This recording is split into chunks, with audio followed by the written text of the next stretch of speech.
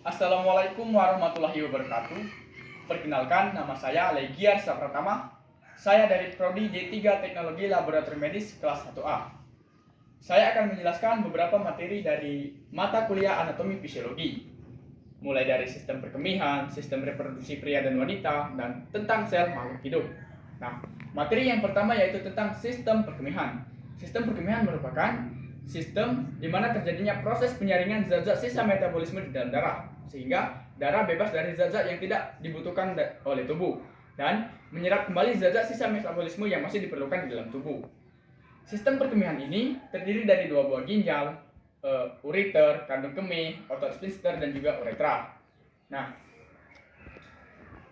seperti yang terlihat pada gambar ini merupakan anatomi dari sistem perkemihan. Seperti yang sudah saya bilang sebelumnya, terdapat ginjal, ureter, kandung kemih, dan juga uretra.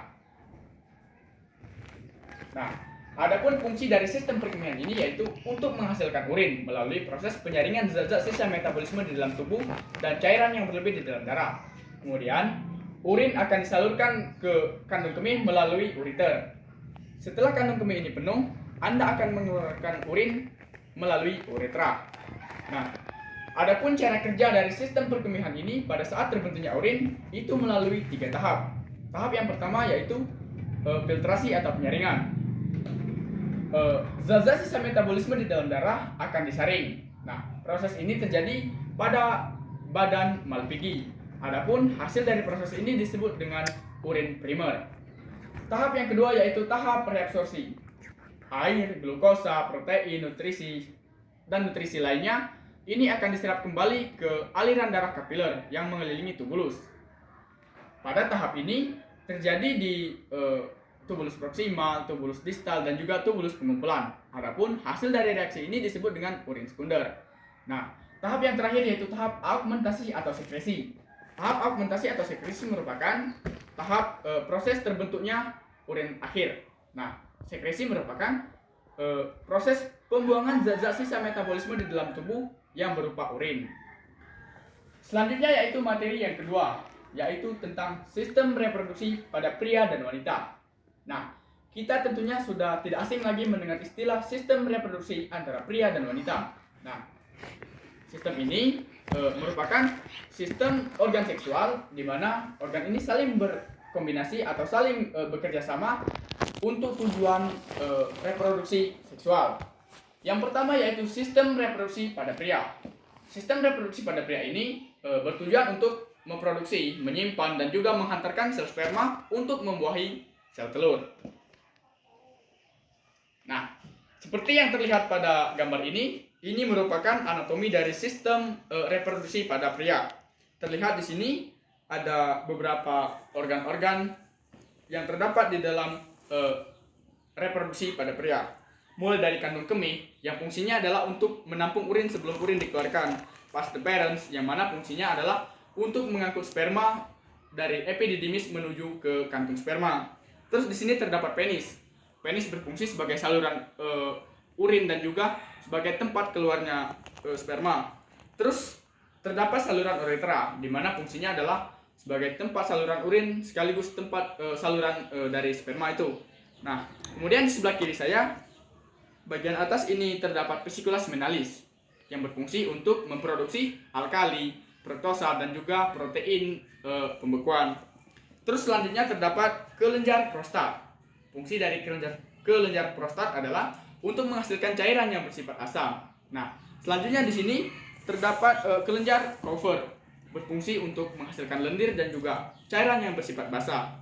Kemudian yaitu epididymis. Epididymis berfungsi sebagai tempat penyimpanan sperma. Nah, terus di sini juga terdapat testis, yang mana fungsinya adalah untuk memproduksi sel sperma. Terakhir yaitu terdapat skrotum. Adapun fungsi dari skrotum ini yaitu untuk menjaga suhu testis agar sesuai untuk memproduksi sel sperma. Nah, berbicara tentang cara kerja dari sistem reproduksi pria ini, dalam setiap hari 100 juta sel sperma diproduksi oleh testis. Pada saat ejakulasi, 200 sel sperma akan dikeluarkan oleh testis dan akan berlomba-lomba untuk membuahi sel telur pada saat berhubungan seksual. Nah, sel sperma ini dapat bertahan hari di dalam rahim. Namun hanya dapat bertahan beberapa menit saja di dalam atau di atas maksud saya di dalam permukaan yang bersifat dingin ataupun kering. Nah, selanjutnya yaitu sistem reproduksi pada wanita. Sistem reproduksi pada wanita ini berfungsi untuk menghasilkan sel telur dan menyiapkan tempat janin selama proses kehamilan berlangsung. Nah, seperti yang terlihat pada gambar, ini merupakan anatomi dari sistem reproduksi pada pria. Maksud saya pada wanita, di mana di sini terdapat vagina. Vagina yang mana fungsinya adalah sebagai tempat mengalirnya darah pada saat menstruasi dan sebagai tempat keluarnya bayi. Terus terdapat cervix. Cervix berfungsi sebagai tempat jalannya masuk sperma pada saat melakukan hubungan seksual. Terus ovarium. Ovarium di sini berfungsi untuk memproduksi sel telur. Kemudian yaitu ada rahim atau uterus, yang mana fungsinya adalah sebagai tempat berkembang biaknya janin. Terus di sini terdapat tuba Fallopi.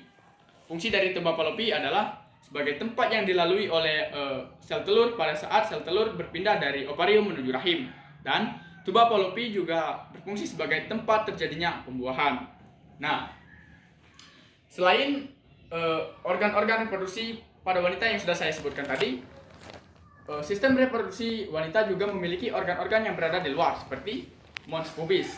Mons pubis merupakan jaringan lemak yang menutupi pubis.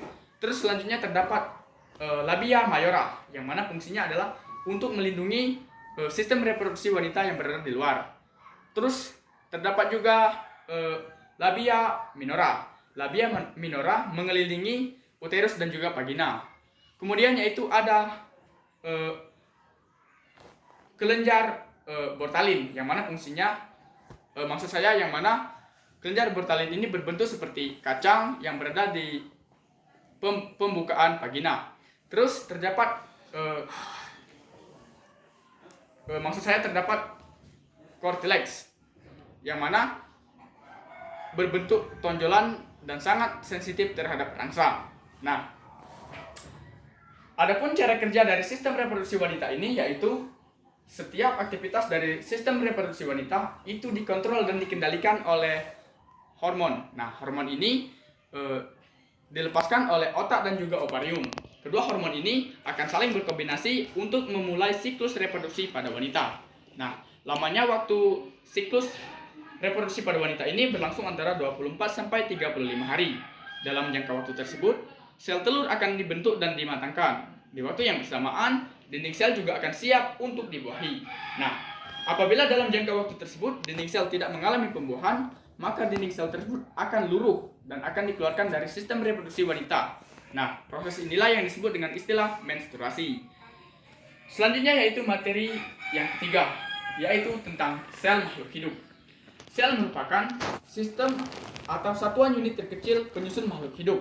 Secara fungsional, sel berfungsi untuk menjalankan fungsi kehidupan. Nah, yang mana dapat kita lihat di sini, ini merupakan gambar anatomi dari sistem sel. Di sini terlihat sel memiliki beberapa bagian-bagian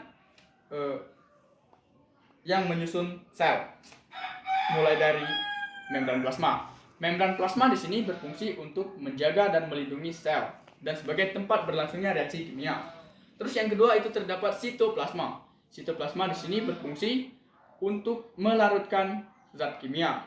Terus yang ketiga terdapat retikulum endoplasma, yang mana fungsinya sebagai sintetis dari lemak. Terus juga terdapat ada ribosom. Ribosom di sini berfungsi sebagai respirasi protein. Maksud saya sebagai sintetis protein.